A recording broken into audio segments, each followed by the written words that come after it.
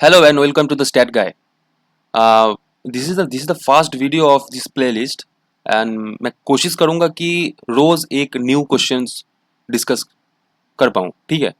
मतलब मेरा ये मानना है कि अभी जो ट्रेंड चल रहा है CSIR नेट TIFR गेट का, वो कोई पैटर्न नहीं रहा है अब, ठीक है। प्रीवियस ईयर क्वेश्चन तो तुम लोग कर रहे हो, यूट्यूब में बहुत सारे चैनल है जो दिन भर प्रीवियस ईयर क्वेश्चन कराते हैं, ठीक है। मैं भी कराऊंगा। इस प्लेलिस्ट में रियल एनालिसिस पूरा टॉपिक का एक एक क्वेश्चन आएगा, ठीक है। मतलब एकदम सेट थ्योरी से शुरू करके continuity, differentiability, accountability, sequential series of functions, ठीक है। जितने भी टॉपिक्स है रियल एनालिसिस, मैं कोशिश करूंगा कि डेली एक न्यू क्वेश्चन, हाँ, इस प्लेलिस्ट में जो प्रीवियस ईयर क्वेश्चंस है वो भी मैं सॉल्व कर दूंगा, जो मुझे अच्छा लगेगा, जो जो मुझे पर्सनली अच्छा लगेगा कि हाँ भाई ये मतलब दम तो है क्वेश्चन में, ठीक है।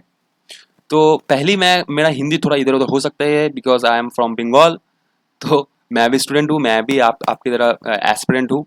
तो चलिए शुरू करते हैं। ये जो पहला क्वेश्चन है, इस सीरीज का पहला क्वेश्चन है, ये बहुत ही इजी क्वेश्चन है, एकदम बिल्कुल न्यू क्वेश्चन है। और मैं आप लोगों को मैं सिखा दूंगा कि कैसे कैसे न्यू क्वेश्चन फ्रेम करते हैं, ठीक है। ये जितने भी कोचिंग इंस्टीट्यूट है ना, ये जो बोलते हैं ना कि मैं डेली क्वेश्चन न्यू फ्रेम कर देता हूँ, मुझे पता है कैसे बनाते हैं, आप लोगों को मैं सिखा दूंगा, ठीक है। चैनल को सब्सक्राइब कर देना।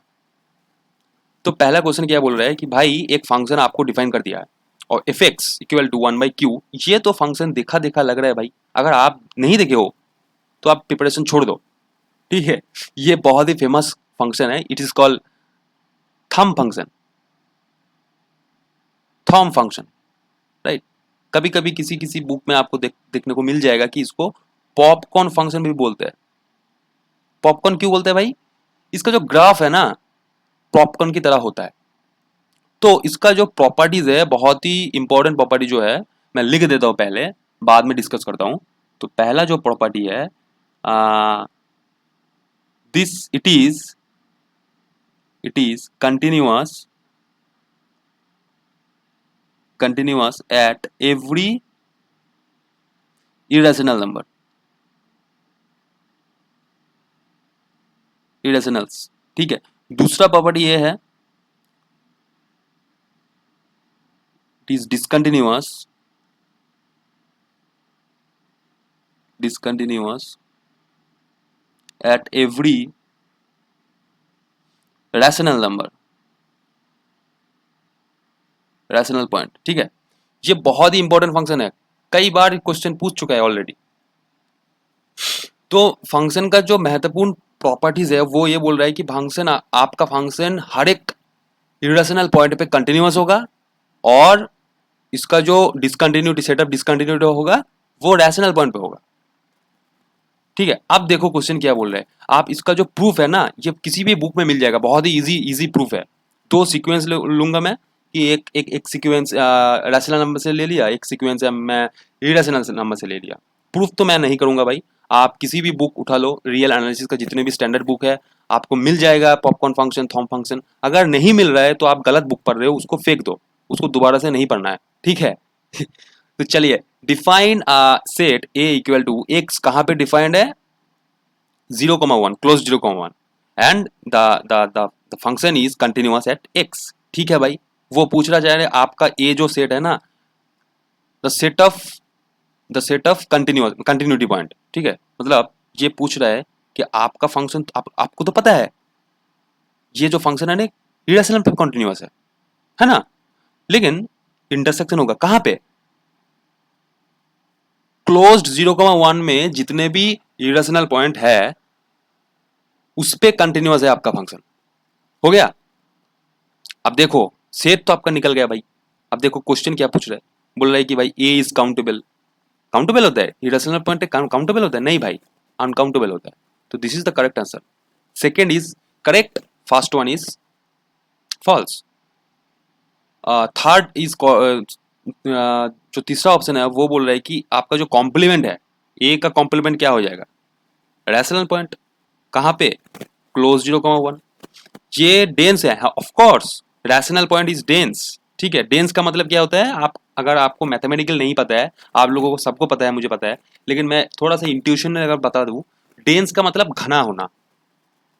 घना होना मतलब आप बताओ, नेचुरल नंबर ये डेंस है, मतलब ये घना है क्या? नहीं, ये देखो इसके अंदर जो पॉइंट आप प्लॉट करोगे ना, गैप्स आएगा। तो गैप्स अगर आ रहा है तो वो डेंस नहीं हो सकता है। डेंस का मतलब ऐसा कुछ होगा, ऐसा कुछ होगा। क्या सेट ऑफ इंटीजर ये डेंस है? नहीं भाई, इसके अंदर भी गैप्स आएगा। तो मतलब डेंस मतलब नो गैप्स। तो rational point and irrational point both are dense in R. और मैथमेटिकली अगर आप जानना चाहोगे तो क्या करोगे? एक्स को अगर तुम एक्स इज डेंस, कोई भी नॉन एम्प्टी सबसेट है डेंस इन आर, इसका मतलब क्या है भाई? एक्स का जो क्लोजर है, क्लोजर क्या होता है? कलेक्शन ऑफ लिमिट पॉइंट, मतलब ड्राइव सेट यूनियन ऑफ खुद इक्वल टू आर होना चाहिए। अगर आर हो रहा है इसका मतलब क्या? ये डेंस है, ठीक है। तो चलिए, द फोर्थ ऑप्शन बोल रहा है। फोर्थ ऑप्शन क्या बोल रहा है भाई?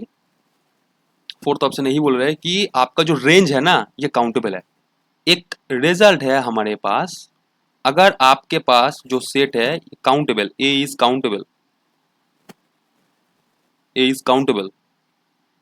Then F of A, the image of countable set is always countable. चाहे आपका फंक्शन कंटिन्यूअस हो, डिसकंटिन्यूअस हो, कुछ भी हो सकता है।